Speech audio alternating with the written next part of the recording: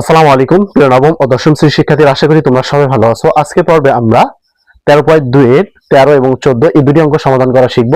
গত পর্বে আমরা 11, 12 এই দুটি অঙ্ক সমাধান করা শিখেছি। অবশ্যই তোমরা পুরো ভিডিওগুলো দেখে আসবা। আর তোমাদের এই অধ্যায়ের জন্য বা এই অনুশীলনের জন্য আমরা একটা ছোট একটা প্লেলিস্ট তৈরি করেছি। সেই প্লেলিস্ট থেকে তোমরা সম্পূর্ণ ভিডিওগুলো দেখে আসতে পারবা। তো এখন আমরা প্রথমে 13 নম্বর অঙ্ক সমাধান করব। এখানে দেখো +2 -2 +2 -2 প্লাস ডট ডট ধারাটি 2n + 1 এর সংখ্যক পদের সমষ্টি নির্ণয় করো। এর আগে আমরা একটা অঙ্ক সমাধান করেছিলাম যে 1 +1 - 1 +1 - 1 2n + 1 এর সংখ্যক পদের সমষ্টি। সেম একই অঙ্ক এখানে আছে 2n + 2 এর সংখ্যক পদের সমষ্টি। তো এর আমরা তোমরা যে অঙ্কগুলো এর আগে দেখে আসছো বা তোমরা যেটা করছো +1 - 1 +1 - 1, অবশ্যই তোমরা এই অঙ্কগুলো একটু দেখে আসবা, কেননা এই অঙ্কগুলো ম্যাক্সিমাম ক্ষেত্রে আমাদের এমসিকিউতে কিন্তু খুবই কমন এসে যায়।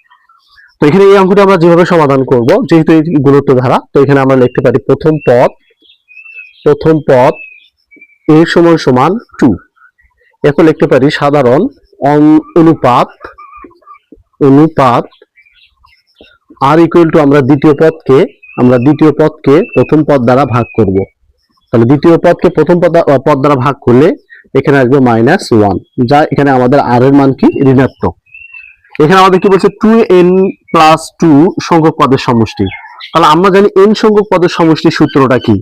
তাহলে এখানে আমরা জানি n সংখ্যক পদের সমষ্টি যেহেতু r এর মান ঋণাত্মক, তো এখানে আমরা সূত্র a × 1 - r⁴n ভাগ 1 - r। যখন r এর মান ঋণাত্মক হবে তখন আমরা এই সূত্র ব্যবহার করব, অর্থাৎ a × 1 - r⁴n ভাগ 1 - r। আর যদি ধনাত্মক হইতো তাহলে আমরা ব্যবহার করতাম a × r⁴n - 1 ভাগ r - 1। তো এখন যেহেতু আমাদের এখানে n সংখ্যক বা n এর মান আমাদের দেওয়া আছে, এখানে লিখতে পারি আমরা 2n + 2 সংখ্যক পদের সমষ্টি।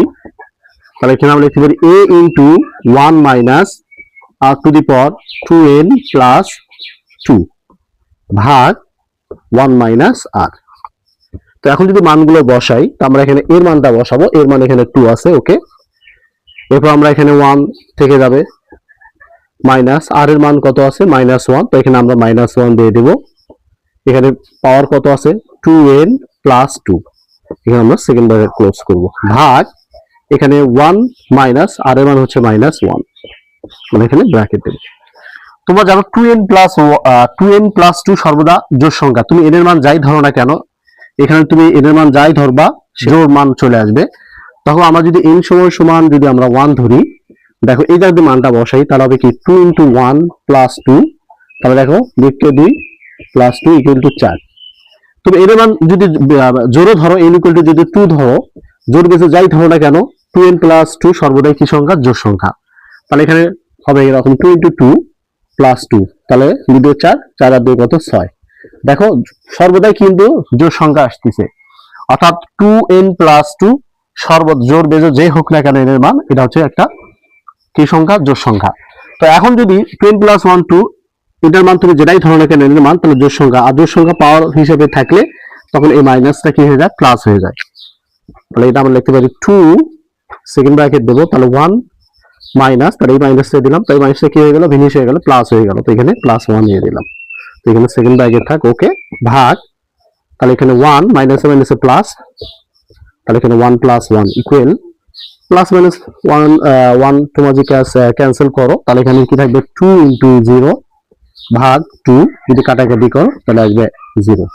এটি হচ্ছে আমাদের এই প্রশ্নের সঠিক অ্যান্সার, অর্থাৎ 2n + 2 সংখ্যক পদের সমষ্টি হচ্ছে 0। তো আশা করি বুঝতে পারছো, খুব ইজিলি অঙ্কগুলো বারবার একটু রিপিট করে দেখতে থাকো, ইনশাআল্লাহ বুঝতে পারবা।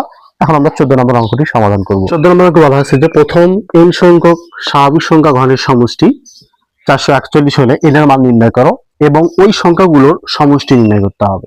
খুব ইজিলি অঙ্ক, এই অঙ্কটি বারবার দেখবা পরীক্ষাতে এসে থাকে।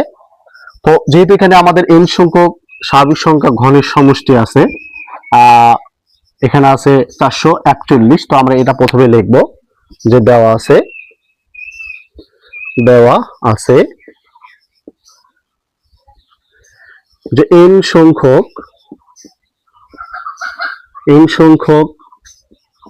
স্বাভাবিক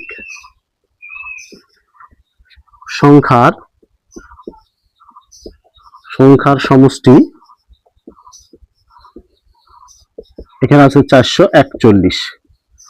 আমরা n সংখ্যক স্বাভাবিক সংখ্যার সমষ্টির সূত্রটা আমরা কি জানি?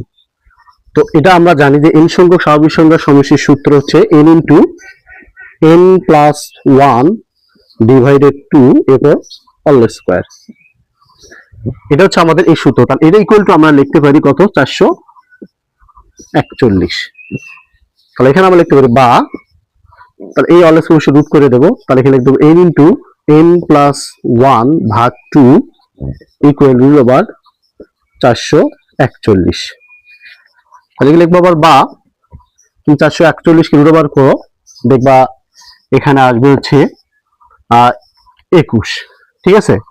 তো এখানে আমরা n গুণন করব, তাহলে হবে এখানে n স্কয়ার প্লাস n দ্বারা 1 গুণন করলে n kn ইকুয়াল এখানে আমরা রুট ওভার করলে আসবে কত? 21। আর 21 এর সঙ্গে আমরা এই দুইটা কি করব? গুণন করে দেব। তাহলে এখানে লিখতে পারি n স্কয়ার প্লাস n এর দুই পাশে আসে, তাহলে 21 গুণ কত? 42। 42 এর পাশে চলে আসবে মাইনাস ইকুয়াল টু 0। এখন আমরা একটা মিডল টার্ম করব। আমরা জানি মিডল টার্মের নিয়ম হচ্ছে এই যে 42 কে এমন দুটো সংখ্যা নির্ণয় করতে হবে যার গুণনীয় বা মানে তুমি যদি গুণিতক 42 হবে এবং যোগ বা বিয়োগ করলে কি হবে? 1 মিলবে। তাহলে আমরা বলতে পারি 6 7 42। তাহলে 7 এর মধ্যে থেকে 6 যদি তুমি বিয়োগ করো তাহলে 1 থাকবে, অর্থাৎ 7টা n এর মধ্যে থেকে 6টা n বিয়োগ করো তাহলে থাকবে একটা n। তো এটা আমরা এইভাবে লিখতে পারি যে n square plus 7n minus 6n, তাহলে এখানে 6 সাথে কত? 42 মাইনাস 42 ইকুয়াল 0। তোমরা যারা মেল টার্ম বুঝতে পারো না বা মেল টার্মে যদি সমস্যা হয় অবশ্যই আমার ভিডিওগুলো আছে, তোমার ভিডিওগুলো দেখে আসবা। এখানে কিভাবে মেল টার্ম গুলো করতে হয়, 3.3 এর যে মেল টার্ম অঙ্কগুলো আছে, এই অঙ্কগুলো যদি তোমরা ভালোভাবে আয়ত্ত করতে পারো তাহলে এই ছোট ছোট মেল টার্ম গুলো তোমরা করতে পারো, এই বড়গুলো তোমরা অনায়াসে করতে পারবা। আর তাও যদি কোনো সমস্যা হয় অবশ্যই কমেন্টে জানাবা যে স্যার আমার মেল টার্ম অঙ্কগুলো খুবই সমস্যা হচ্ছে, আপনি আমাদেরকে মেল টার্ম অঙ্ক শেখান বা এগুলো সম্পর্কে কিছু ভিডিও দেন। ইনশাআল্লাহ আমরা মেল টার্ম সম্পর্কে ভিডিওগুলো খুবই শীঘ্রই পোস্ট করে দেব। আর এখানে 6 7 42, তো এখানে আমরা কাজ করতে পারি, এখান থেকে আমরা একটা n কমন নেব, তাহলে এখানে থেকে n প্লাস 7 মাইনাস 6 কমন নেব, তাহলে n মাইনাস এ মাইনাসে কি হয়? প্লাস, আবার এই 6 দ্বারা যদি 42 কে ভাগ করো 7 বার যাবে ইকুয়াল টু 0। তাহলে দুটো যেহেতু এক, তো এখানে আমরা একটা কমন নেব, আর এখানে লিখবো n plus 7 into n minus 6 equal কত? 0। এরপর লিখতে পারি বা, তো এটা লিখতে পারি n প্লাস 7 ইকুয়াল 0 বা n মাইনাস 6 ইকুয়াল 0। তাহলে n ইকুয়াল টু এই যে প্লাস 7 উপাশে যা মাইনাস 7 হয়ে যাবে, যা গ্রহণযোগ্য না, এখানে বা n ইকুয়াল টু 6। তাহলে আমরা n এর মান পাইলাম কত? 6। এখানে বলছে কি n এর মান নির্ণয় করো, এটি কিন্তু আমাদের একটা প্রশ্নের অ্যান্সার। এখানে বলছে n এর মান নির্ণয় করো এবং ওই সংখ্যাগুলোর সমষ্টি নির্ণয় করো। তাহলে আমরা n সংখ্যক সমষ্টির সূত্র কি আমরা জানি, তাহলে লিখতে পারি আবার আমরা লিখতে পারি n সংখ্যক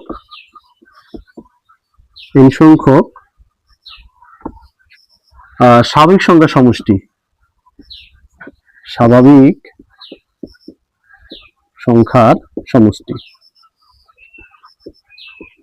তাহলে n ইনটু n প্লাস 1 ভাগ 2। তাহলে এখানে n এর মান কত বের, এখানে যদি আমরা মানগুলো বসাই তাহলে n এর মান হচ্ছে কত? 6। এরপর আমরা বসাবো 6 প্লাস 1 ভাগ 2, 2 দ্বারা 6 কে কাটি 3, তাহলে এখানে থাকবে 3। এরপর গুণন, তাহলে 6 এর 1 হচ্ছে 7, তাহলে 3 7 কত? 21। তো এটি হচ্ছে আমাদের প্রশ্নের অ্যান্সার। তো আশা করি বুঝতে পারছো, খুব সহজ অঙ্কগুলো।